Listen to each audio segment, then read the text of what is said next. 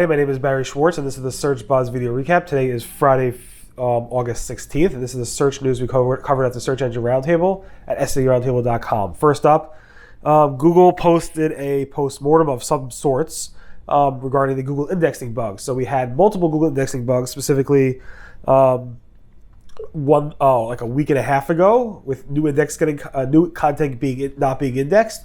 We had a similar issue in May of new content not being indexed, and then we had an de-indexing issue where Google would actually remove some of their content from their index back in April. And Google explained somewhat what happened, not the actual details about it, but what they've learned from it and what they're going to do in terms of communication going forward, which is what they did anyway.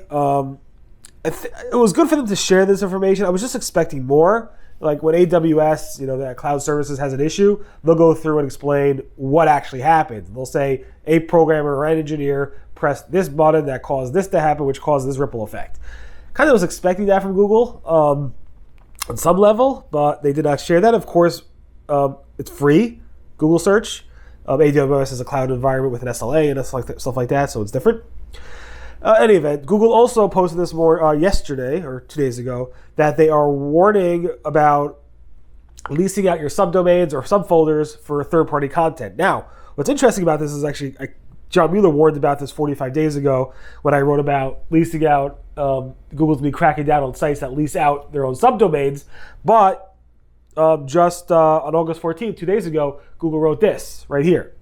And Google said, "We've been asked if third parties can host content in subdomains or subfolders of another's domain. It's not against our guidelines," Google said, "but as the practice has grown, our systems are being improved to better know when such content is independent of the main site and treated accordingly. Overall, we recommend against letting others use subdomains or subfolders with content presented as it is part of the main site without close supervision or involvement on the primary website. Our guidance is if you want the best success with search, provide value-added content from your own efforts that reflect your own brand." Sounds like Google's going to be doing something soon around this. Again, it's not directly against their guidelines, but Google has taken notice. Google also may go ahead and decide to notify webmasters when featured snippets are removed over policy or guideline violations. Right now, if your feature snippet is removed, Google will not tell you, it will just be removed. Danny Sullivan said over here, it's not done as a manual action, removing feature snippets. It's something we're considering doing, though, in terms of adding notifications somewhere. But there may be other ways for the Google to communicate eligibility of a feature snippet. So we'll see what happens there. Very interesting to hear that. Google says they do try to recognize the author details. The reviewers' details, and details about the website in general. So John Mueller said this in a video hangout, where he says additional details about information about the author, information about the reviewers, and about the website overall through a number of ways. And he's specifically talking about medical websites, where they try to really understand what this medical website's about and how, the authority and expert level of that content is, or the reviewer is. So that's very interesting. Google added new item types or issue types specifically to the Google Search Console rich reports. Google wrote in their announcements section that the product, site links, search box, and unparsable types have new item error types. So new issue types have been added there, so you can actually go ahead and see those issues and act on them if you want to. Google said, with Chrome 76 supporting a native lazy loading, that also Evergreen Googlebot will support it. Right now, Evergreen Googlebot is not on 76 yet, although I think Chrome 76 was released, 3 weeks ago. But Evergreen Googlebot's still on 75. But when it comes out to 76, according to Google, Martin Split, and other people, yes, native will support the same features in terms of crawling and indexing that Chrome sees.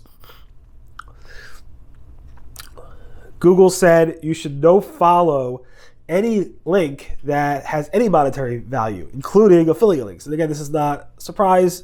People have been saying this for a while, but John Mueller said it again over here.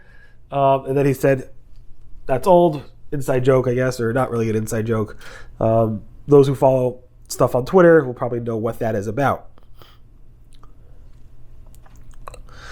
Google also said that you can remove links, and I'm surprised people didn't know this, to be honest, that when you remove a link from a disavow file, that link is no longer disavowed. Of course, Google might not be counting it because of Penguin or other algorithms they have around links, but if Google is only not counting that link because it's in your disavow file, and you remove that link from your disavow file, Google will start counting that link immediately once it reprocesses that disavow file.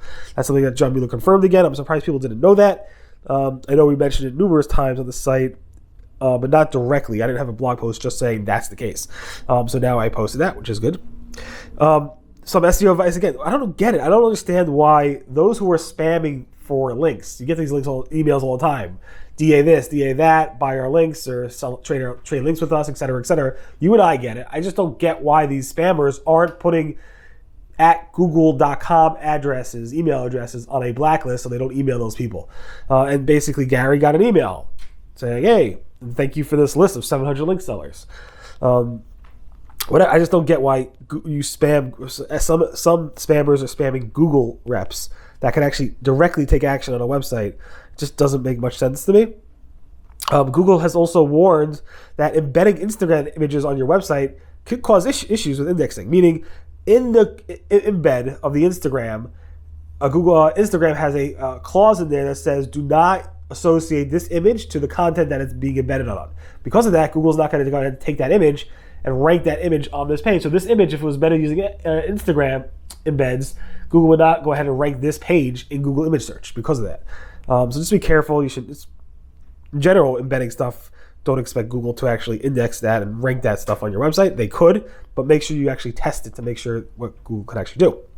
Google News has an operator that's not working, the location operator. So if you want to just see content specific to certain regions, like locations, you can't do that. And Google's aware of the issue. They're not sure what the issue is, if it's a bug or they turned off the feature. I'm not exactly sure what's going on, but they are aware of it, and I don't know what's the next case. Google My Business is currently has another bug where you can't transfer reviews from one local listing to another. So let's say you move, you shut down one business, or you sell a business, whatever it might be. Those reviews, there's a bug in the system which doesn't let them move those reviews to a different listing. Also, Google My Business related is that you can now hotels can now edit their services amenities. This, I think, was released about a week ago. And here you can see you can actually edit your hotel attributes. Does it have internet, food and drink? All these amenities and services as well can all be edited if you have a hotel listing in Google My Business, which is nice to see.